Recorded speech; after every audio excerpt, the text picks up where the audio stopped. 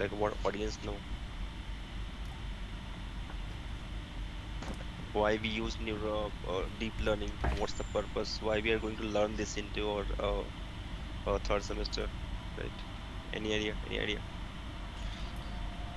Yeah, what I came to know by seeing the last year's video.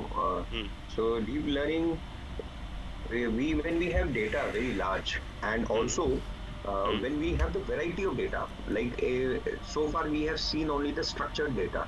When we Hmm. do see the unstructured data, in which the correlation between the features Hmm. has to be of very high caliber, or when the feature engineering or feature extraction Hmm. has to be a very efficient, Hmm. then we go for deep learning. Yeah, I can say almost correct. Almost correct. Okay.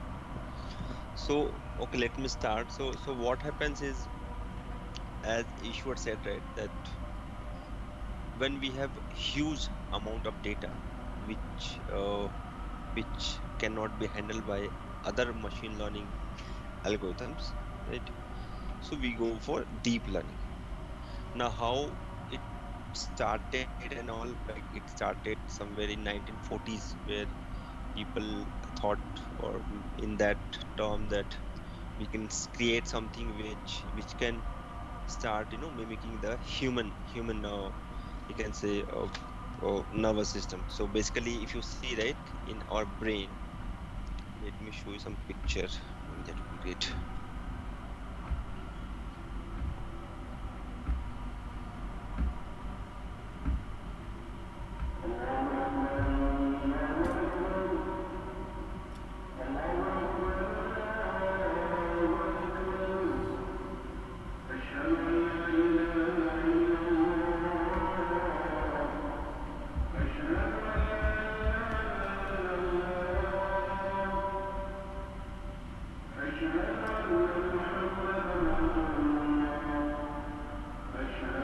Sharing my screen, if you see.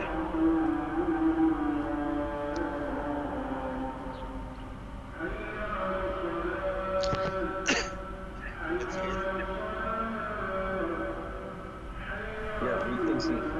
Okay. So basically, the human nervous system internals, like something look like this. Okay, where we have these the name suggests, right, the nucleus is in the center, cell body, that's called the cell body, and this is synaptic terminals, and this is dendrites. So I'll just give you the maybe some examples. So basically what happens, some some you can say these parts, right, these dendrites and all, you can understand it's like it's taking the input, right?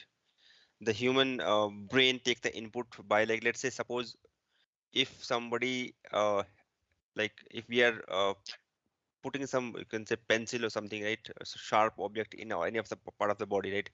So immediately, right, our brain react that there is something happening, and it will feel a pain, right? And then you will come to know that there is something is hurting. Or if there is something, some kind of, let's say, your hand is wet or something, right? Then again your brain will tell, okay, there is it's something happening, and your body is getting wet. So who inform these things is this part, basically the nucleus part, right? And basically this nervous system is built up of collection of billions of neurons. Okay. So the deep learning came from those ideas. So it does not behave 100% exactly same, because in our brain there are so much things happening. Even again, scientists, researchers are working. We have just got few percentage of what our brain capability is. But the idea has come from there, that there is something internal inside, like this nucleus, which is called neurons, and that is working inside, and which is taking the decisions, right, which is doing all the calculation for getting to know that whether it's heat, or whether it's a cold, or whether something is penetrating, or something like this. Okay. So the idea is, in deep learning, basically it's like a set of neural networks. Okay. So basically, you have set of neural networks which is used in deep learning, and that will look something like this, maybe like this. You can see the other page also, right? I'm showing a medium blog of mine. So, there will be input layer, there will be hidden layer, and there will be output layer. Input layer will be fixed, like there can be one input layer of any dimensions, any numbers. There can be any number of hidden layers, and there can be one output layer.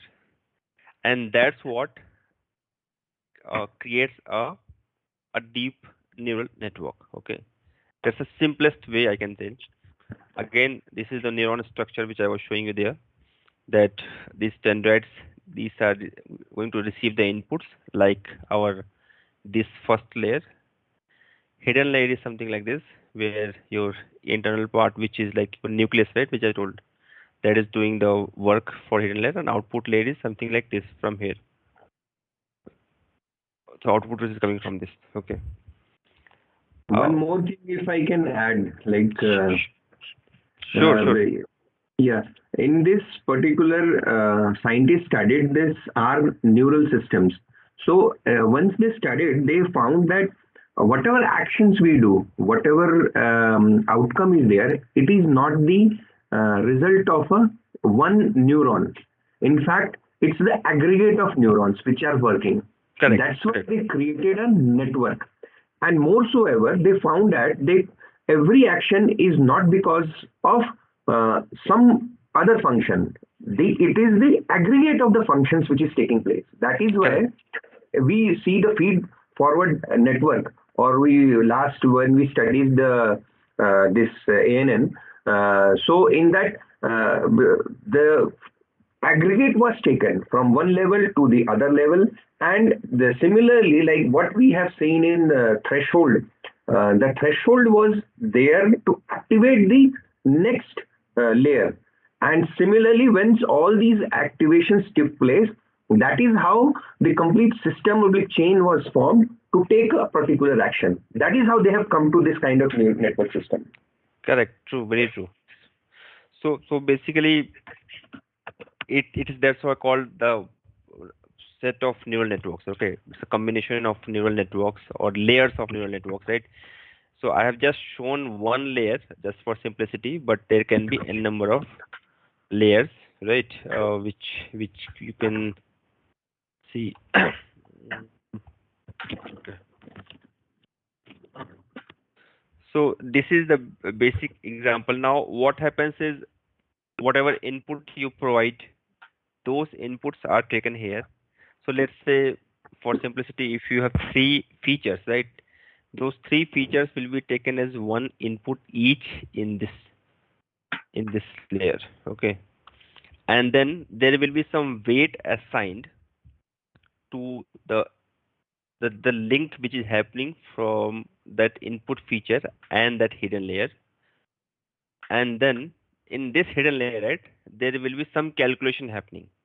What calculation happening? What we will see in later, but there is some calculation happening, and based on that calculation, right, that result will be passed to the next layer. And similarly, this will happen like this from here also, from here also, and then you will finally see a output which will be uh, generated, and then it will be compared with the actual, because it is in the training phase, right? So it will be compared with the actual. If it is matching with actual, well and good. If it is not matching, it will be back propagated just to update the weights. Okay, and so that it can be very near to the actual. And that's what this forward propagation and backward propagation comes into picture. And that one forward and one backward propagation called one epoch. And if anybody has seen the code or something, right, you can see you can define n number of epochs, up to you. And that's why generally neural networks are overfitted, or like it is well fitted, I can say, but it is rarely underfitted. Okay, because we try to perform so many back and forward propagations so that it can be very near to the actuals. So that's the target of this the neural networks, to learn from the data, to learn maximum from the data. Because normally, if you see in machine learning, right, you give the input, training will happen once, and then you will get output. But this kind of forward and backward propagation things, this kind of neuron structure is not followed there. So that's why the weights, because ideally, if you see, let's say if you are going to create a prediction model of regression, so what generally we do, we create a best fit line, right? Now in best fit line, we already know the input variables. What exactly we look for? We look for the weights and bias associated with that, and those best value of bias and weight, right? That's what makes a better or good regression model. So basically those weights, the right weights we are looking here, and that's what it does when it go for backward propagation and forward propagation, and then it will find the best values, and then it will train the model like this. So that's the basic structure, I can say, of a neural network. Any questions so far? Any confusion or something? For epoch, what I understood is that the one cycle of training. One cycle of forward propagation. Basically, let Uh, it start go from here and come from this side, back side. So this hmm. one forward propagation plus one backward propagation is called one epoch. Yeah, okay. Now clear. Okay. Yeah. Any question, guys? Like, it's like no, don't think like I'm teaching. You just ask whatever random coming to your mind. Maybe I will learn from those things. Um, if I may, Anjani. So we started off saying that we would go with deep learning if there is huge data, right? That is one of the requirement. Yeah, that is one of the requirements. Yeah. So this huge is so see even for ML that is that could be a scenario, simple ML that could be a scenario where the data is huge and the sources could be disparate and you could have large amounts of data True. is so what are the main differences that you go for deep learning? See, deep learning does not only have ANN. We have CNN, RNN, we have GAN, Genetic Adversarial Networks, and we have MLP, that's also called ANN, multi-layer perceptron. Okay, and we have autoencoders. So generally, when we talk, right, we talk about only three things like these things, but we have few more. Okay, that uh, that's form the deep learning area fully. Basically, what happens is, let's say if you wanted to process a image, okay, and find what kind of image is it, will or are you able to do with the any of the ML techniques you have learned? You want to understand, consider the context of the written review in a restaurant review system. Will you be able to do with any of the machine learning algorithms? So that's where this deep learning comes into picture. Right, right. Even, let's say, if you do not know much about the data set, and generally what we do, we try to find the best features, right? Because the features Correct. should be correlated, correct? Then only you will Right, have the best model. If you don't right. know anything, if you blindly feed the model using ANN, it can perform well. So it does not, it allow you not to know about data much. It will take care of all those things. Okay. So that's where deep learning comes into picture. Fine, right? Yeah, I think so. Yeah. Okay, good. So basically, what happens is like, so in this picture, right?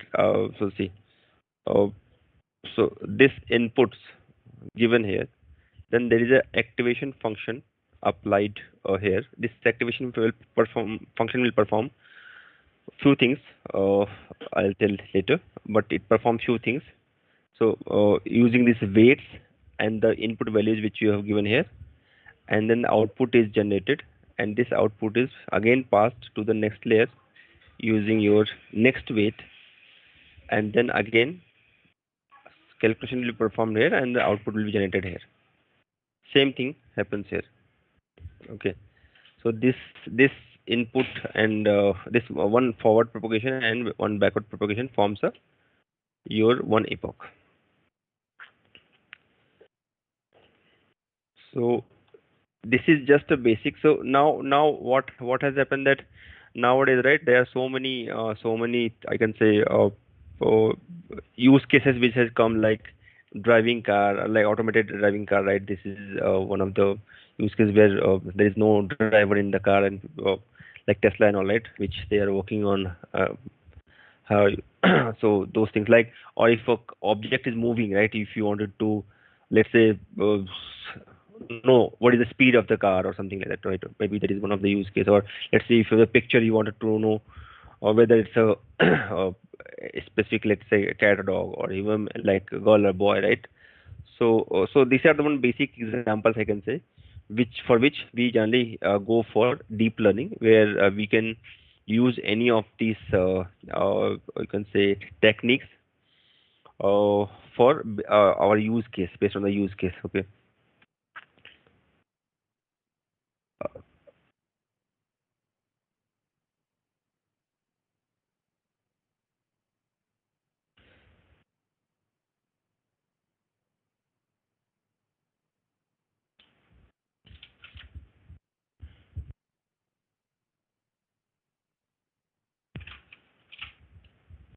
So that's the basic I can say. Any question coming up till now, or should I take it forward for next thing?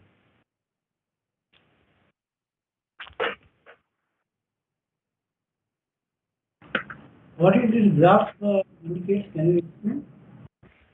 This is for basically beta optimization. So basically, I have just created a graph just to show that how to minimize the loss. So basically, when this this forward propagation happens, right? So let's say if it is a case of regression. So suppose you wanted to predict the house price, and let's say there is a uh, the target value is mentioned as, let's say, 1 cr, okay, and your after one forward propagation, right, your model says like it should be 70 lakhs, okay. So there is a gap, right, of 30 lakhs, right? So now what it will do, it will try to reduce this loss, and to reduce this loss, right, it has to go back again and optimize the weights. So basically these weights will be optimized, and again it will go till here. Again the activation function will be applied here, and then it will go back, come back here, and then when it will do, so basically what it is doing, it is learning from its errors. So whatever errors or mistake it is making, right, from those mistakes only it is learning, and then when it is done, so it will improve in every epoch. So generally what happens, like if you mention some days, let's say 500,000, maybe depends use case, like 200, 300, 400 epochs, right? So as the number of epochs will increase, it will learn from.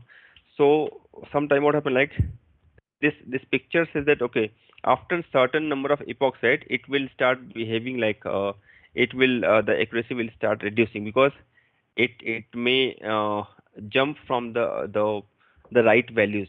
So that's called a global minimum here in this picture, but it will jump from the right value which it should find for that the weights, right, and the bias, and that's where it will not do any good, or maybe it will start performing worst. Okay, so So we should be able to find this using this graph which I have shown here. This is a graph of a gradient descent, which only we also use in linear regression. So in there also, right, you know the concept of loss function or cost function, right, where you try to find the global minima, where you have the best values of the weights, and those best values are used to find the minimum loss from the actual and predicted values. Fine, right? So you can ask your question today. I have not prepared much today for any specific thing forward. But if you have any question like why we are doing what we are doing, or what is the benefit, or anything else, right, regarding There are deep three learning. types of deep neural network we saw: RTP, CNN, and RNN. What scenario, which one we should use? Can you just tell in this? Yeah, sure. So basically, see, as I said, firstly, ANN, that is your artificial neural networks, right? This is used mostly when you are dealing with huge amount of data. It can be in GBs also, Hmm. and when you do not know much about data set. Let's say you have hundred thousands of features, right? And Hmm. you do not know which features are contributing what. You do not have any expertise available, right? Or you do not have any domain expert who can tell this, okay? And you do not have that much time. So blindly, what we do, we'll take a artificial neural network, we'll put this data into the model, and that's all. There are few parameters which we need to set it, like number of epochs, or which activation function, right, or which loss function we want to do, and Hmm. based on that, it will do best. Even we have a option of doing hyperparameter tuning, where you can find the best values of those parameters by passing some of the, let's say you don't know, but you know that maybe in this range of values, right, it will perform well. So so you can pass that, and then a different permutations and combination will be applied to find you the best parameters using the hyperparameter tuning mode, and then those parameters will be used for this artificial neural network. So that is for ANN. Okay. CNN is hmm. CNN will be used what scenario? Yeah, I'm coming to that. So you're talking about ANN or CNN? CNN. Hmm. Yeah, so I'm coming to that only. So CNN is used when you wanted to perform a convolutional operation. Basically, so let's say you have an image, right? And you wanted to identify that this image belongs to what? Means let's say you have a image of, let's say, women, and you want to identify. So what you will do, like you will train your model with hundred thousands of pictures of male, female, child, old age, young age, right? And then you will provide that picture, any specific picture, to this model, and then your model will tell that okay, this is a picture of this. Okay, So so what is this. the difference between the ANN and CNN? What scenario I should use ANN and what scenario is CNN? I could not get it. Yeah, so CNN is, I am telling you, CNN is for mostly for the detection of pictures and all. Okay, so if you're dealing with pictures, videos, right? Hmm. Let's say in a video, some actors are performing something, and you wanted to know like maybe what kind of shirt they have wear, what kind of maybe mobile they're using, right? Even that kind of thing you can identify using this CNN. Okay, But so that scenario, artificial suppose you there also you don't know the what is the object, okay? Because you may have so many object set data set, so many images there. From that, which one is what object finally you wanted to identify? And hmm. because again, you are telling you are having a huge data, but you don't know exactly data details about the data. That time, that scenario you are going to use. But in these cases also to identify a particular object detection or image within the image, Hmm. uh, that scenario you are going to use it. Can we use this scenario also in? No, because the purpose of convolutional neural network is to identify the edges of the pictures, to identify the specific, uh, I can say, parts of that the picture which you have which you are training for. Okay, so the Okay. purpose is different. So let's say you have given a picture of a dog, suppose. Okay, Now there will be some edge of the face, right? It will detect the edge. Then some other internal convolution layer will identify the eyes part. Other convolution layer will perform and they will identify the nose part, right? The lips part. And then it will, because see, it's not like you are just blindly giving the picture and not telling. You are tagging also, right? That if this kind of image is there, it means the dog. If this kind of image is there, you are training, right? It is a cat. So when you do this kind of training, then your model will learn from those training, and then you produce a new picture of something. So it's not like you have only trained with cat and dog, and then you are telling that okay, identify a boy. So it should be, the picture should be trained with everything. Then only it will tell.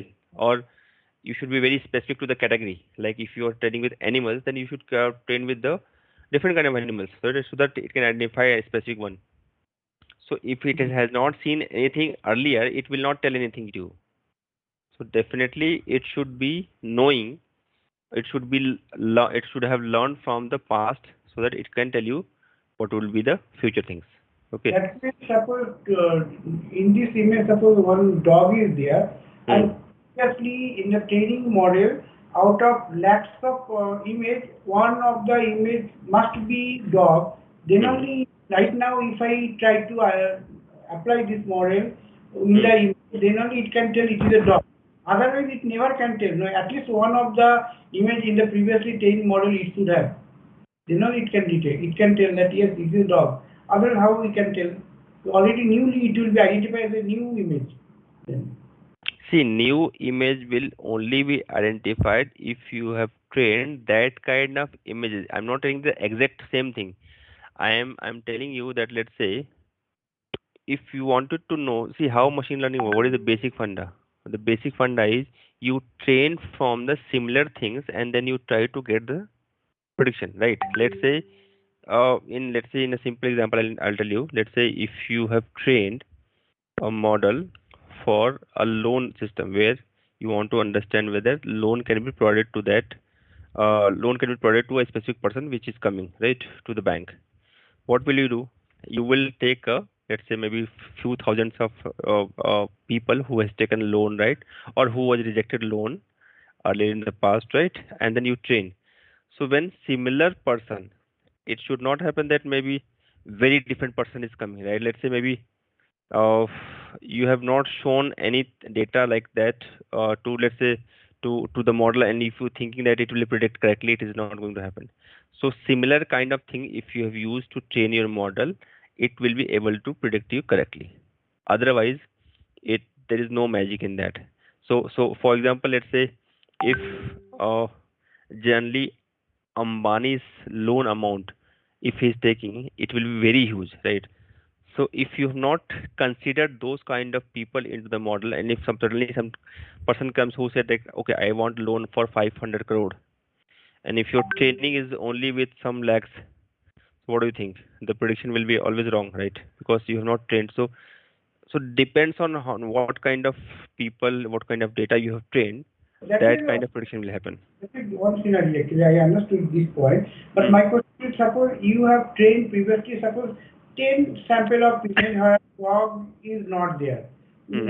All other animals are there. Now you put a dog, okay, image of dog. No, Prediction will be wrong. Prediction will be wrong. Simple. that means what actually, out of previously trained whatever the model, at least one of the, in case of image, Hmm. same image, if it is there previously trained, then only now if you try to check now with the same image, then only it can identify, yes, this No, is no, dog. no, not same image. Similar. Okay, similar images. Okay, because let's say if you are having a dog, let's say maybe a German Shepherd, right? German Shepherd.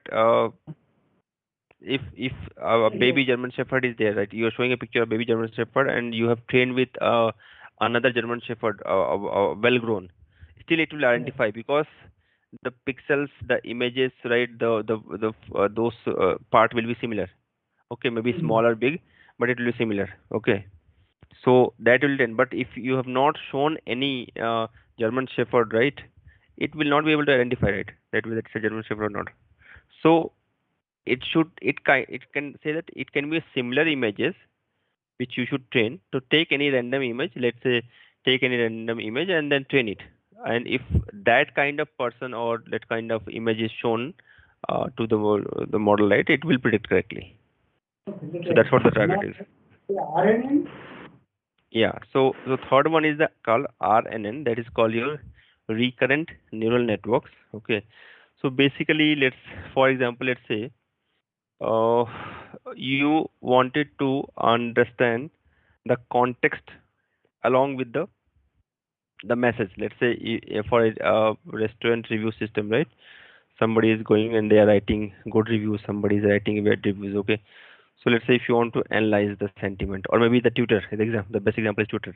If you want to analyze the sentiments of the post which are coming, right, the tweets which are coming, so how you can identify. So those kind of scenario, right, where you wanted to understand the sentiments also along with the statement which are coming. So for those cases, we can use recurrent neural networks. Okay, that's called RNNs. So in this case, Sachin, yeah, in this case, NLP, we can say that NLP is based on that RNN because the most of the NLP is yeah, basically they it's like a starting point, but RNN and there are something called LSTM and other things, right? That will be part of your RNN. Okay. so okay, okay. RNN actually what type? They are only your sentiment analysis, NLP, all these things coming in RNN, huh?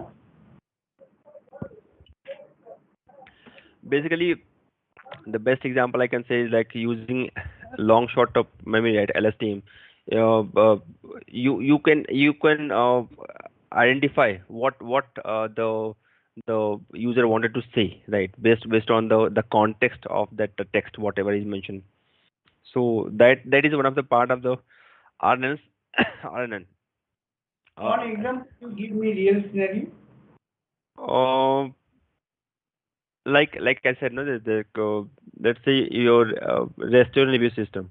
So if you wanted to identify whether this review is positive or negative, okay. So what it will, let's say I have written that food was not good, and the other person has written food was terrible. Okay. So generally, what we do in NLP, we will remove the keywords, right? Is the listing will remove, right? Then only not.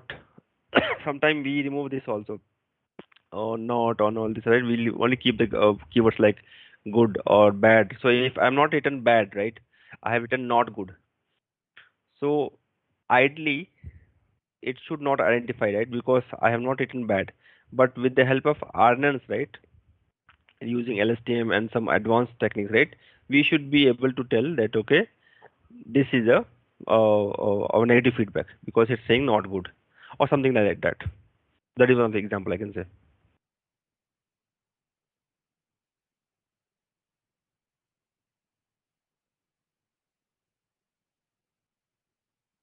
Find it, or still having doubt. Actually, can you show any link where example is there, example, yes, an example is there Okay, for each of let's Google it. We'll see more. the, for each one real life example, if we can get. No?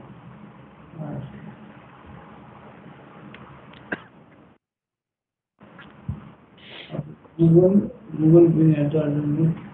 Recurrent neural image recognition, the goal is to image that fit the input image that is not like an input. See, there are so many examples may have mentioned here: speech recognition, language modeling, and generating text, video tagging, right? Generating images, descriptions. So it's all part of this recurrent neural networks. So see, if the core idea is that it is trying to understand the, you can say, the context, what is mentioned, what is what you are trying to know, cascade to the person, and then it will take that and it will use it for the betterment. machine translation, prediction problems. So many areas. So what I'll do when I'll talk specially on each, right, will take more, or because I'm not prepared today for any other thing. Okay. But But I just wanted to deeply understand the real thing. Because here only speech recognition, but like that way giving example, that won't give the clarity exactly what is happening in RNN in speech recognition, like an example. I just wanted to understand that perspective. sure. See here, the you generated handwritten text. So even you see, right, let's say in Google, right, if you go and search something, right, so automatically you see, right, there are some suggestions which comes, right. Let's Yeah, say if you do a Google search, suppose today is, see, these are the suggestions which is coming, right. yeah. So how it is getting, it is happening using this RNN techniques, okay, RNN. So basically it trying to learn from the data itself, and then it is giving a suggestion. So whatever, it's all I can say live, Hmm. like speech recognition. Suppose you're talking, right? Okay. Trying to Now, learn from the data model itself and can predict all the possible options for the next it can give the as a output. yes. So this is one of the you can say use case where you are writing something, and then it is giving the next words, right?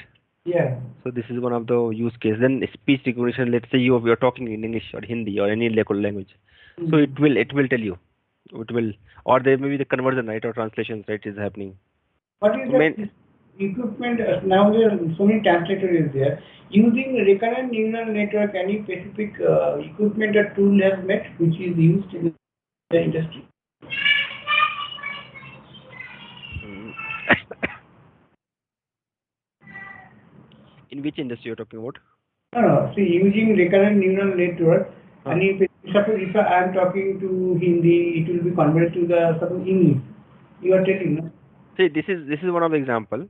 This is one of the example which Google is using, right, to generate the text, auto generated text. Okay, this is one of the example which is used heavily. Mm. Then maybe speech recognition. Basically, if you are speaking, then it will try to recognize, like your Siri, your this Alexa, right? You Mm. speak, right, and then it does whatever you say, right? So how it is doing? It is trying to understand, okay, Mm. what you are telling, and then based on that, it is reacting. Let's say you are saying play a song for. So what it is happening? It is converting first into text, okay, internally, and then it is trying to understand what is happening, and then it is telling you. So these are some real life examples I can say. Okay. So there are so many things happening internally through which it does things. We'll take one by one each and then understand. So I'll start with ANN, and then we'll go with CNN, RN. Okay.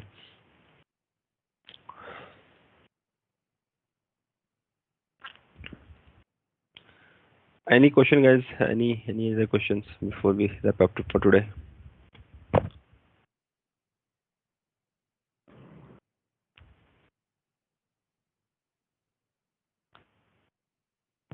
So, so, uh, so deep learning will be the combination of all this, right? Or Yes, any other? yes.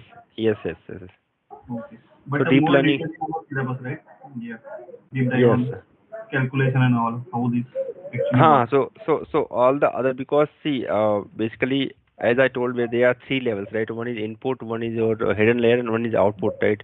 But Mm-hmm. inside this hidden layer, there are so many things happen where activation function will be applied, there will be a weight assigned, Great, right? Then the apply, yeah. calculation will happen, right? Then weight Mm-hmm. updation will happen. So we will be learning everything. Then how it is happening. So that all the mathematical part, because it's all math internally what's happening. Mm-hmm. Yeah.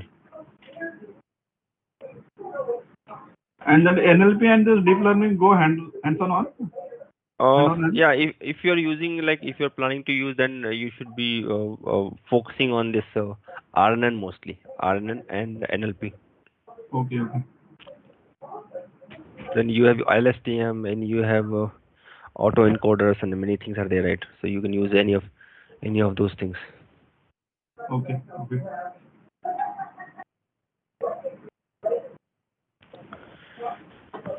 So Okay, it guys. is So yeah. next Hope class it is I not will. yeah. Hmm? Hope it is not tough like ACI. I have not taken ACI. I was part of DVI, but Okay.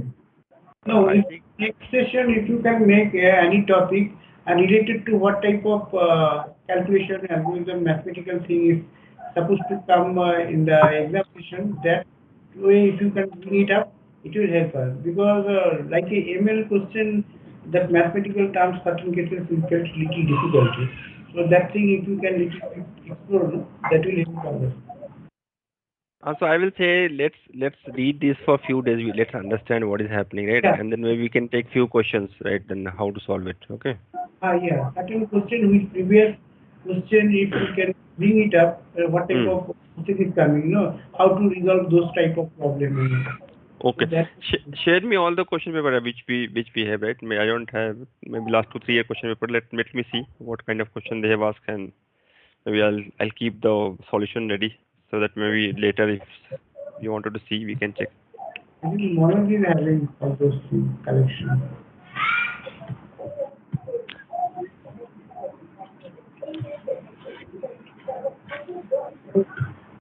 Anyone speaking?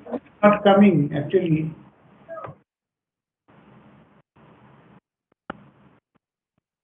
Hello, yeah. Okay.